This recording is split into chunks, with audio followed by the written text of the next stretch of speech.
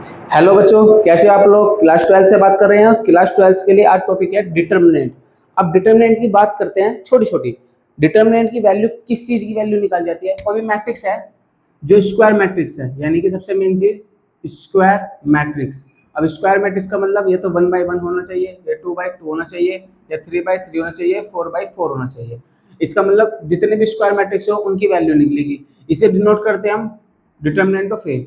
अगर कोई matrix A है, सपोज करो एक 2/2 का मैट्रिक्स है, 2 3 4 5, तो मैंने पूछा बेटे डिटर्मिनेंट ऑफ ए बताओ, तो इसकी वैल्यू ऐसे नोट होगी। और डिटर्मिनेंट ए निकालने के लिए हम इतनी बड़ी मैट्रिक्स की एक छोटी सी वैल्यू, एक आंसर निकाल लेंगे नॉर्मल सा। जैसे सपोज करो, इसका डिटर्मिनेंट बताऊंगा कैसे सिखाऊंगा, लेकिन एक बार छोटी सी बात बता रहा, 5 2 10 और 4 3 12, 10 - 12 का मतलब यानी आ जाएगा -2।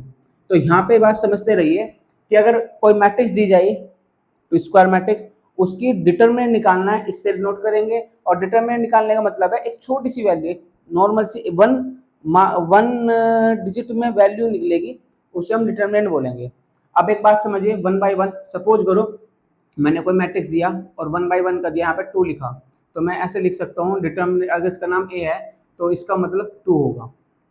अगर मैंने कुछ कहा कि एक मैट्रिक्स दिया हुआ है ए, समझिए आराम से करना क्या है, यहाँ पे लिखा 3 5 4 6, तो मैंने एक छोटी सी बात बोली, बेटा डिटर्मिनेंट ऑफ ए बताओ, तो तुम क्या बताओगे? इसमें इसकी मल्टीप्लाई, पहले याद रखना, 3 6 जा 18, माइनस एक माइनस हम देंगे 4 5 जा 20, तो कितना होगा? -2। यानी डिटर्मिनेंट ऑफ ए वैल्यू क्या आएगी? -2। क्लियर बच्चों? चलिए, अगर मैं तीसरी बात करूं, थोड़ा ध्यान समझते रहिए। एक बात समझ लीजिए, एक बार छोटे सा क्वेश्चन देते हैं, डिटर्मिनेंट ऑफ ए निकालिए। अगर मैंने कहा कि 5 7 या -7 लिख देते हैं, 3 और 2, और एक मैट्रिक्स निकालिए इसकी, तो इसका डिटर्मिनेंट क्या होगा? समझते रहिए बच्चों। तो देखिए 5 2 जा 10, माइनस 3 7 जा, यानी कि एक माइनस हमने दिया और एक माइनस इन्होंने दिया, माइनस माइनस क्या हो गया? प्लस। तो 3 7 जा 21, कितना हो गया? 31। समझ में आई बात? तो याद रखना, ठीक है, माइनस ये एक बात। अब इससे ठीक ठाक क्वेश्चन पे चलते हैं। अगर 2/2 का सिखाया तो 3/3 पे बात चलते हैं। और मेन चीजें आती हैं कि जो तुम्हारे क्वेश्चन आएंगे 3/3 से ही आएंगे। तो पहले डिटर्मिनेंट 1 नंबर का आएगा।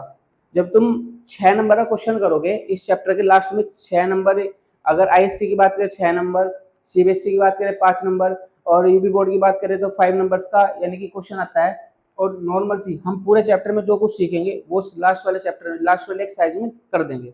उसके बाद हम बहुत चीजें सीख जाएंगे और वो अपना आप सोल्व हो जाएगी। तो सबसे पहले काम होता है कि डिटर्मिनेंट ऑफ ए निकालना हम उस क्वेश्चन में। तो डिटर्मिनेंट ऑफ ए निकालना सिखाया, तो मैं सिर्फ डिटर्मिनेंट निकालना कैसे होते हैं। तो मैंने एक मैट्रिक्स बनाया, सपोज करो ए, और दिमाग लगाओ, मैंने इस मैट्रिक्स में कोई एलिमेंट दे दिए, जैसे 7 2 9 3 4 2 7 6 2। पहली बात, आज जो तुम्हें बताऊंगा दिमाग में सेट कर लेना। ये मैट्रिक्स है 3/3 का, यानी कि स्क्वायर मैट्रिक्स है। और मैंने पूछा बेटा डिटर्मिनेंट ऑफ ए क्या होगा। तो तुम्हारे पास कई तरीके हैं, यानी कि हम इस क्वेश्चन को 6 तरीके से कर सकते हैं। 6 तरीके। पहली बात, मैं से करूंगा रो 1 के लॉन्ग, या रो 2 के लॉन्ग, या रो 3 के लॉन्ग, किसी की भी लॉन्ग ओपन हो सकता है, या C1 के लॉन्ग, C2 के लॉन्ग, C3 के लॉन्ग। तो कोई सा भी एक तरीका जो तुम्हें अच्छा लगता है वो तरीका स्टार्ट कर दो। अच्छा, मेन चीज करना क्या है समझ लो आराम से। इस क्वेश्चन को करने के लिए थोड़ा सा यहाँ पे ध्यान दीजिए सब बच्चे, और फिर बात की बात बाद में होगी। जैसे इस क्वेश्चन में अगर बात करूं, तो मैंने तुमसे कहा कि डिटरमिनेंट ऑफ ए निकालो, और मैं रो 1 के लॉन्ग निकाल रहा हूँ। रो 1 के लॉन्ग, रो 1 में कौन कौन से एलिमेंट है? 7 2 9। पहले लिखो लो 7, दूसरे पे लिखो 2, और तीसरे पे लिखो 9। अब देखो 7 को लिया तो 7 की रो और कॉलम, कॉलम ये है, रो ये गायब हो गई, क्या बचा? 4 2 6 2। तो मैंने यहाँ पर लिख दिया 4 2 6 2। क्लियर? नेक्स्ट पे चले तो 2 पे आए, 2 ये है रो कॉलम, 3 2 7 2। ठीक है, नेक्स्ट पे चलो 9 पे, 9 पे इस तरीके से 3 4 7 6, 3 4 7 6। ओके, अब मेन मैटर ये आता है कि सर ये तो हमने कर दिया, चलो कोई बात नहीं। सर आपने बताया 7 4 2 6 2, और 2 गायब करा तो 3 2 7 2 आया, 9 करें तो 3 4 7 6 आया। पहली बात दिमाग में डाल लियो, प्लस माइनस प्लस। क्यों? क्योंकि एलिमेंट कौन सा है 11, 1 और 1 कितना होता है 2, इवन होगा तो प्लस और ओड होगा तो माइनस। ये कौन सा होगा 12, 1 और 2 3, 3 की वजह से माइनस दिया। ये कौन सा होगा 13, 1 3 4, 4 का मतलब इवन होगा तो प्लस दिया। सर चलो इसकी बात सोल्व करके बताओ थोड़ा सा। मैंने कुछ ऐसे बताया बेटा, 7 की जगह 7 लिखा, सोचो 4 टू जा 8 माइनस 6 टू जा 12 माइनस 2, 3 टू जा 6 और 7 टू जा 14। क्लियर? चलिए अब इसके बाद चले 9 पे। तो 3 6 जा 18, 7 4 जा 28, 18 माइनस 28। ठीक है। अच्छा तो यहाँ पे करा 7, 8 माइनस 12 का मतलब माइनस 4, माइनस 2 की जगह 6 में से 14 गया तो माइनस 8, प्लस 9 की जगह 18 माइनस 8 28 का मतलब होगा माइनस के 10। 16 करा तो माइनस 28 प्लस 16 और 9 10 जा 90 यानी कि माइनस के 90। और सोचो आराम से 28 में 16 माइनस किए तो दिमाग लगाओ क्या होगा, कितना होगा बच्चों 12, माइनस के 12 और माइनस के 19 यानी कितना आंसर आया 112 नहीं 102। ठीक है। चलिए अब देखिए मैंने किसके लॉन्ग करा ओपन, रो 1 के लॉन्ग। अब इसी क्वेश्चन को हम रो 2 के लॉन्ग सॉरी कॉलम 1 के लॉन्ग सोल्व करेंगे। अगर सेम आंसर आया तो समझ लीजिए कि हम 6 तरीके से हम क्वेश्चन को सोल्व कर सकते हैं। तो थोड़ा सा दिमाग लगाइए यहाँ पे, सब बच्चे आराम से समझने वाली बात है, आराम से समझते रहियो। अगर तुम्हारे पे एक आ गया तो शायद तुम अगली चीजों पे चल चलने लगोगे, अगला स्टेप बढ़ेगा। अगर एक डिटरमिनेंट निकालने आता बेटा दिक्कत आगे बनेगी। तो छोटी सी बात, मैंने 7 का लॉन्ग लिया तो यहाँ लिखा 7, यहाँ लिखा 3 और यहाँ लिखा 7। प्लस माइनस देखो ये कौन सा नंबर है 11 यानी कि प्लस, 21 यानी कि माइनस, और ये प्लस देंगे क्योंकि हमारे पे कौन सा 31 यानी कि प्लस। अब दिमाग लगाओ कुछ ऐसे कर देगा। अब देखो 7 को करा 7 गायब, 4 2 6 2, 4 2 6 2, 3 पाए 3 वाले पे तो 3 वाले के लिए गायब ये भी गायब, 2 9 6 2, 2 9 6 2। इसके बाद 7 पाए तो 7 वाले के लिए ये गायब यानी कि पूरा कंप्लीट 2 9 4 2। अच्छा एक बात बताओ बच्चों छोटी सी, 7 की जगह 7, 4 2 जा 8 माइनस 6 2 जा 12 माइनस 3, 2 2 जा 4 और 6 9 जा 54। चलो नेक्स्ट पे चलते हैं, प्लस 7 पे 2 2 जा 4, 4 9 जा 36 यानी कि 4 माइनस 36। चलो देखते हैं सही है नहीं है। तो 7 8 माइनस 12 का मतलब कौन होता है बच्चों माइनस के 4, माइनस करेंगे तो 4 माइनस 54 का मतलब कौन होगा बच्चों 50, वो भी काय का माइनस का। प्लस 7 पर गए तो 4 माइनस 36 कौन होगा बच्चों, तुम बताओगे सर 32 ही माइनस का, मगर ठीक है। तो देख दिमाग लगाओ छोटा सा, 7 2 जा, एक बार यहाँ पे सोल्व कर देता हूँ, डिटर्मिनेंट ऑफ ए निकालना है तो यही सोल्व कर देता हूँ, थोड़ा ध्यान समझो। 7 4 जा 28 माइनस 28, 5 3 जा 53 जा 150। इस पे गए 32 7 जा कितना होगा बच्चों माइनस को वो भी, तो हमने देखा 2 7 जा 14 और 3 7 जा 21 तो 2 2 4 हो जाएगा। चलो अब सर एक बार बताओ सोल्व करते हैं। तो हमने देखा 150, 2 2 4 और 28 को ऐड करो, देखो आराम से सोच कर 2 2 4 है और 28 है तो तुम्हारे पास आएगा यानी कि 8 4 12 और 2 2 4 एक 5 और एक आ जाएगा 2 और वो भी माइनस का और प्लस के कौन आया 150। हमने सोल्व करा 250 में से गया तो 102 वो भी आएगा माइनस का। अब दिमाग लगाने वाली बात ये आती है बच्चों, थोड़ा ध्यान समझो। कोई भी एक मैट्रिक्स दिया जाए और उसका डिटर्मिनेंट निकालना है, पहली बार डिटर्मिनेंट किसका निकालना है हमें 2/2 3/3 4/4। ओके मैंने पूछा बेटा इस मैट्रिक्स की आंसर, वैसे मैंने R1 के लॉन्ग सोल्व करा तो ये आया और C1 के लॉन्ग सोल्व करा जब भी ये आया, यानी कि हम किसी भी मेथड से सोल्व करते तो मेन चीज़ आती है। अच्छा मेरा मानना यह है जो बच्चे हैं वे रो 1 के लॉन्ग सोल्व करते हैं और रो 1 के लॉन्ग सोल्व करने के लिए छोटी सी बात बताई, 7 यहाँ रखा, यहाँ 2 रखा, यहाँ पे 9 रखा, प्लस माइनस ले दे क्योंकि 11 नंबर था 7 तो 1 1 11 E1, 1 2 ओड है तो माइनस और 1 3 E1 है तो प्लस। ओके फिर मैंने एक छोटी सी बात बताई, ज़्यादा बड़ी बात नहीं बेटे। 7 को सोल्व करने के बाद देखो क्या बचा 4 2 6 2, फिर मैंने -2 करा, ये -2 करा तो 3272, और फिर 9 की बात सोल्व करी तो क्या आया 3476। फिर मैंने तुम्हें बताया था कि 2/2 को हम क्या सोल्व करते हैं, 4 2 जा 8 माइनस 6 2 जा 12। देखो अगर इधर चलते हैं तो प्लस, और जब उधर चलते हैं तो माइनस। देखो ऊपर से नीचे आएंगे तो प्लस होगा, नीचे से ऊपर जाएंगे तो माइनस होगा। ठीक है प्यारे बच्चों, चलिए इसके और बहुत सारे क्वेश्चन कराऊंगा ताकि तुम्हारे दिमाग में सेट हो रहा है कि हमें करना क्या है। ठीक है ना, तो एक छोटा सा क्वेश्चन था, और एक बात समझ लो बेटा, आर डी शर्मा या बुक तैयार कर लो, फायदे में रहोगे। अभी टाइम है तुम्हारे पास, अगर टाइम नहीं होता तो अक्टूबर नवंबर में क्या करोगे, सर टाइम नहीं है तो फिर उसके अलावा एमटीजी भी है, कल क्लियर हो जाएगी सब चीज़ें। ठीक है, चलिए नेक्स्ट में चलते हैं।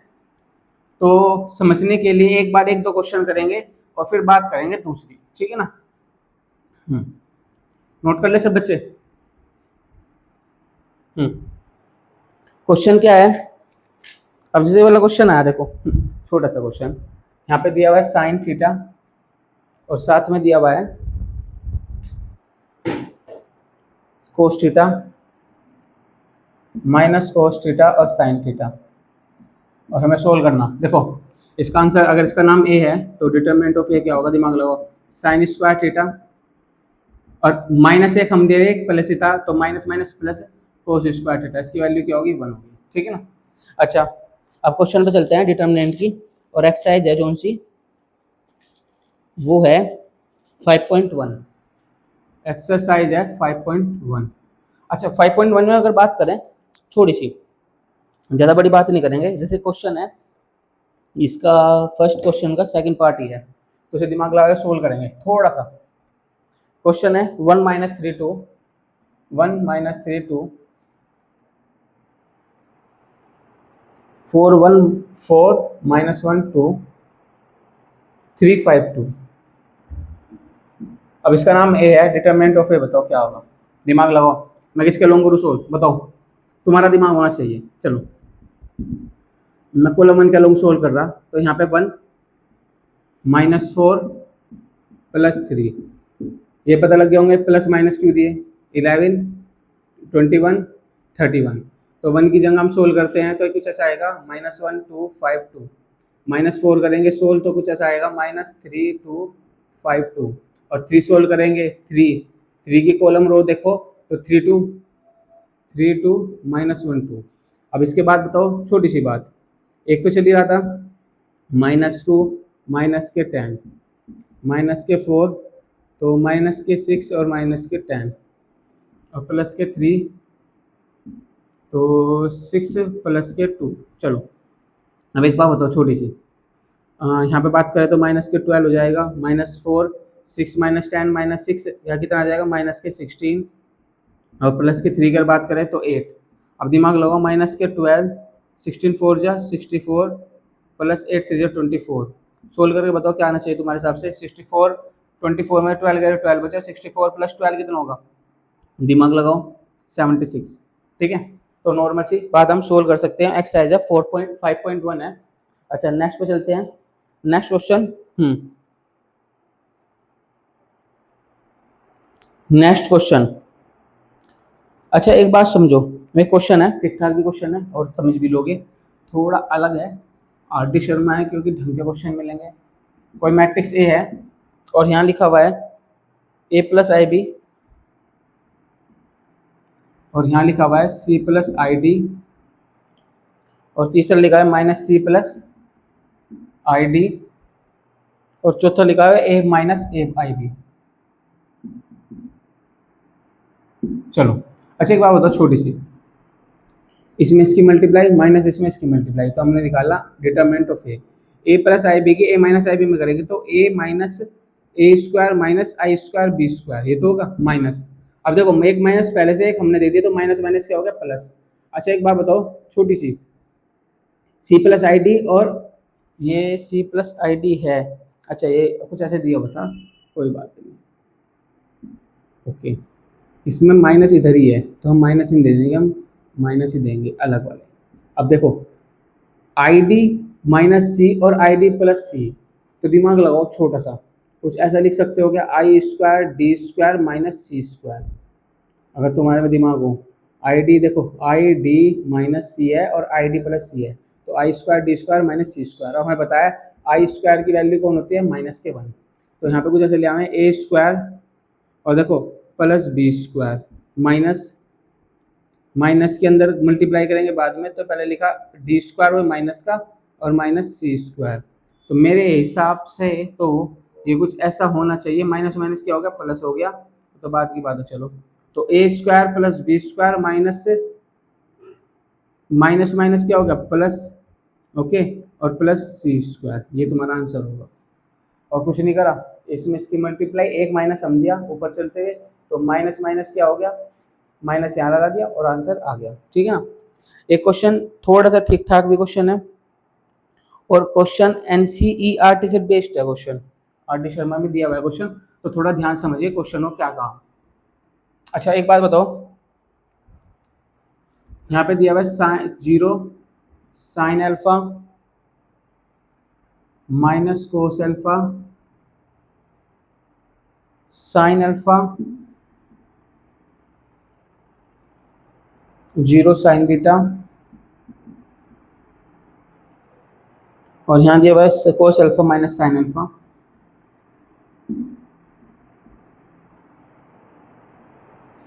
और यहाँ दिया हुआ है 0, और इसका डिटरमिनेंट निकालना, अगर ए का नंबर ही है तो डिटरमिनेंट ऑफ ए क्या होगा, दिमाग लगाओ।